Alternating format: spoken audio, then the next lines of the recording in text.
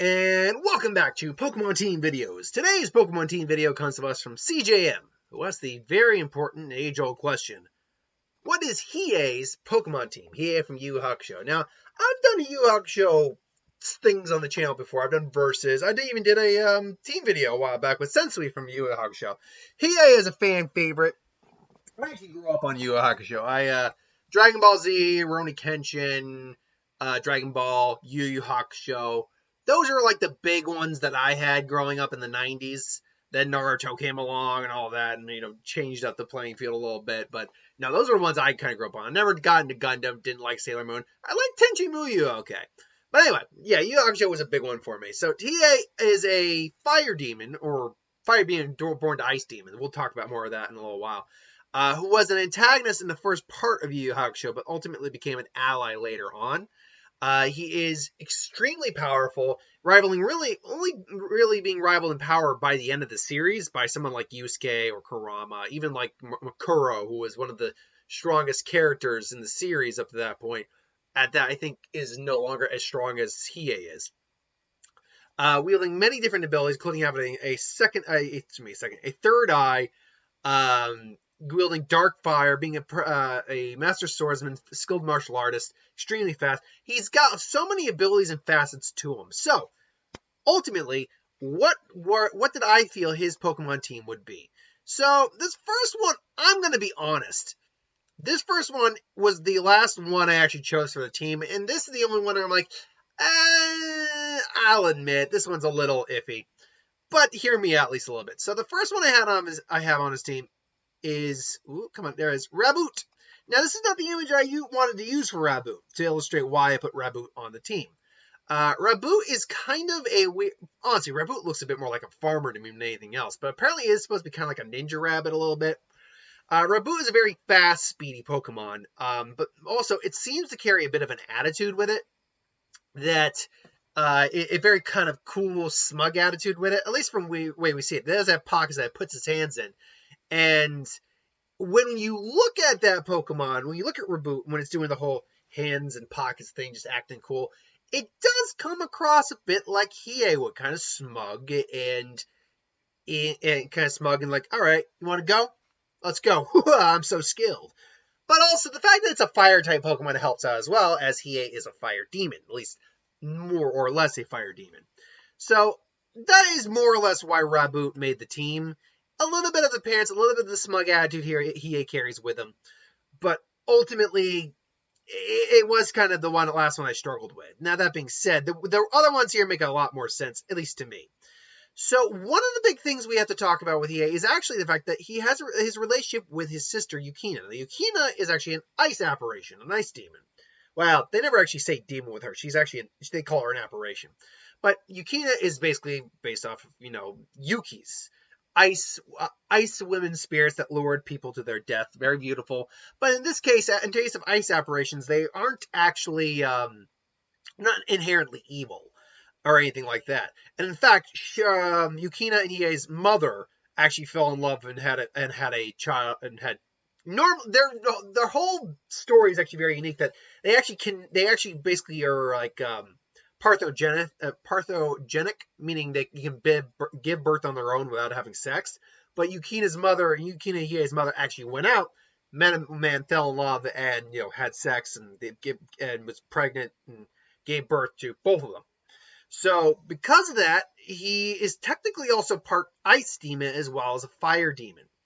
So, and it's why Makuro even states is why he was never ever able to truly fully control the Dragon of Darkness flame.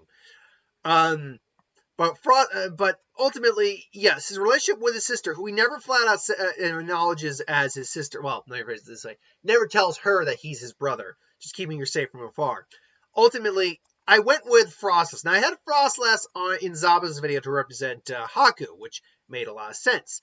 I think it actually makes even more sense here because it's an ice ghost type. Obviously, the ghost representing the spiritual aspect of the demon lore. The fact that it is based off a Yukina spirit, I think it's a perfect representation of that relationship as well. So that I feel would be on Hiei's team. Now we get into a few different aspects. Now, as I said, Hiei is by all accounts a fire demon, but because he was born to an ice demon, an ice apparition, is technically an ice demon as well, which is why he's actually got high resistances to elemental attacks like lightning, fire, and ice. And because of that, he's also by all accounts, he was evil for a while. He's a very dark individual. He's a demon still. He's also very short. His height is well made fun of by a lot of other people, including Kuwabara. And he's very quick. So I wanted a Pokemon that represented a quick, fast Pokemon that kind of represented all of that. And I got Weevile. And Weevile, honestly, to me, really makes a lot of sense. It's a dark ice type, so you got the demonic aspect plus his ice demon heritage. You got the fact that it's a very fast, quick-hitting Pokemon, but it's also very fragile. Now, he is not fragile, but he is fast and quick and hard-hitting. So I felt that was the best route to go. I could have gone Sneasel, because Sneasel has Keen Eye, which could have been used to represent the Jigan. Ultimately, I couldn't find a Pokemon that really represented the Jigan very well. Although Weavile, to enlarge him real quick, does have a gem in the center of its head, or at least some sort of round orb that could be representative of the Jigan. So you can make that argument, I feel. So there you go for Hiei. Now the other two here we have, I'm going to say right now, are just straight fire Pokemon. But why are they fire Pokemon? What Pokemon are they, and why did I choose them among all the other fire Pokemon that are out there? Well, the first one up on the list is Infernape. Now, Infernape, you might be wondering, why exactly Infernape? Because, he's a fire monkey. He's based off Sun Wukong. So, how does that represent Hiei? Well, again, fire demon, fire type. You got that right off the bat. But in terms of a fire fighting type, I'm like, Blaziken is like the OG fire fighting type. But honestly, Infernape is the better firefighting type. Infernape is just look at Infernape. It is a seriously cool looking Pokemon. But also, it is a true martial artist Pokemon. Hiei is a martial artist. He is a fighter. He does fight hand to hand. Even though Hiei, when fighting Makuro, says he doesn't fight hand to hand. It's he kind of does. He does it through specific purposes. On the added benefit that he can learn Fire Punch, which would represent the Fists of the Mortal Flame, a technique Hiei has. And you have a Pokemon that I feel is actually a pretty solid representation of Hiei in the Pokemon world, at least in terms of that aspect of him. Being able to use Fire Punch, Fists of Mortal Flames, a martial artist fire Pokemon. There actually aren't very many firefighting Pokemon. There are only Pignite, Emboar, which are certainly not Hiei. I can't remember if Monferno is a fire type as well. I can learn Mach Punch, but I don't know if it's a fire type as well, or fighting type as well. Then you have Combusken and Blaziken. I can't recall off the top of my head any other fire fighting types. There definitely might be, but I can't off the top of my head. So the next one I had on here, it was another one where I'm like, okay, I want something that's representing Hiei's, aspects and all that. Do we have anything else here? Let me look. And I'm like, this isn't a bad option. And when I found him, I was like, yeah, I like this one. We got a Lowland Marowak, not normal Marowak. Now, the Lowland Marowak, technically with Cubone, you can make an argument that Cubone could also represent Hiei because it wears a skull of its dead mother on its head. It has a dark past. It lost his mother. Hiei is very similar. He carries the gem around his neck that his mother, cried from. When a Yukina spirit, a nice spirit operation, sheds a tear, it actually turns into a very valuable crystal. When they give birth, they shed one tear, and that's like their birth crystal, basically. In Hiei's case, or Hiei's mom's case, she shed two because she gave birth to two kids. But Alolan Marowak, obviously being a ghost fire type, again, is another representation of the whole idea of being apparition and fire apparition to boot, fire demon. But add on to the fact that you can also now add the darkness flame techniques with the design of Alolan Marowak. Obviously, its club is more representative of a Hawaiian, fire dancer's tiki torch. But you could make an argument that it can be a representation of the darkness flame in Hiei's sword. It's clearly a staff-like weapon, a long staff weapon that is ignited in flames. So add on tragic history that Marowak and the Cubone lines have. Add on the fact that it is a ghost fire type. Add on that it has clearly dark. You could also make an argument too that I don't know what its shiny looks like, but you could have a variant where the fire is black. Sure.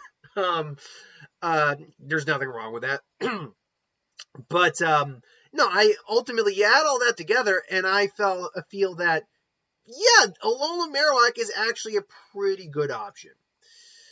Now, the last one we had to touch on, and you have done, if you know Yu Yu Hakusho at all, you know exactly, you know for fact, I had to get a Dragon of the Darkness Flame Pokemon on here. The question is, what the hell Pokemon is there that is a good representation of the Dragon of the Darkness Flame? Because the Dragon of the Darkness Flame, for those of you who are not familiar with Yu Yu Hakusho, is a demonic hellfire dragon that jettisons out of your hand and incinerates the opponent to death. Hiei used it once, messed up his hand, couldn't use it for a while, healed and basically trained up. He now has a tattoo of the dragon on his arm. Fires the dragon again in the second time, fires another one, a super hypersonic dragon, and they end up absorbing the dragon. It is one of the most badass techniques that really only worked once, unfortunately. Like every other time, you just threw it against an opponent that was too strong for the attack to do anything to. But okay, so I'm like looking through it, I'm like, okay, we have one dragon fire type. That's Reshiram. That's clearly not a Dragon of the Darkness Flame, though. A shiny Reshiram isn't even close to it. Now, I would have actually been cool with the idea of in terms of their shinies, Zekrom and Reshiram. If their shinies were actually inverted in color, whereas Zekram's shiny was white and Reshiram's was black, that could have represented a really cool duality, but that's not what we got. But, so I'm like, okay, let me think. Okay, so I'm going to have to go out of the box. Whatever Pokemon it is, it has to be a dragon type. That's the catch here. It has to be a dragon type. So I'm like, okay, I'm like thinking, okay, Giratina, Origin Form, that's got a similarity there. I'm like, okay, but I'm like, I can't learn a single fucking fire type move. Damn it. So I'm like, Giratina, I'm like, okay, that might be the best option I have. Let me look, and I'm like, oh, that, and I'm thinking, I can't find anything. And then I stop and I realize, wait a minute. And I think about it again, it's like, isn't Rayquaza's shiny black? And can't Rayquaza learn fire type moves? And honestly, design wise, isn't it probably the closest among Pokemon, for those of us who know Yu Yu Hakusho, to a Dragon of the Darkness Flame design? And lo and behold, it is. So, yeah, shiny Rayquaza is your Dragon of the Darkness Flame supplement Pokemon. Now, there are other ghosts, like there's a ghost dragon type with Dragapult, sure, but that, I'm like, that's not a Dragon of the Darkness Flame. No, but this is pretty much, it's got other colors, obviously, but it's pretty much a pitch black dragon. Okay, maybe not pitch black, but a black dragon that we know for a fact can learn fire moves. It's got a very similar design, and it's a legendary Pokemon to represent the power of the legendary Dragon of the Darkness Flame. So ultimately, yeah, shiny Rayquaza, I think, was the best chance I had here to get the best Pokemon to represent the Dragon of the Darkness Flame. So, just to recap real quick, in my opinion, Rabu, honestly, for its smug attitude, fire type, and, style, way it holds itself, it's the one that I'm willing, that if I ever had to redo this, I'd probably swap it out, but, yeah. Frostus to represent his Ice Demon heritage, Ice Apparition heritage, and his relationship with his sister. Weevile, based on attitude, fighting style, quickness, dark and ice type to represent his ice type nature as well. Infernape to represent his fire martial arts style, Fist of the Mortal Flame, and again, fire demon heritage.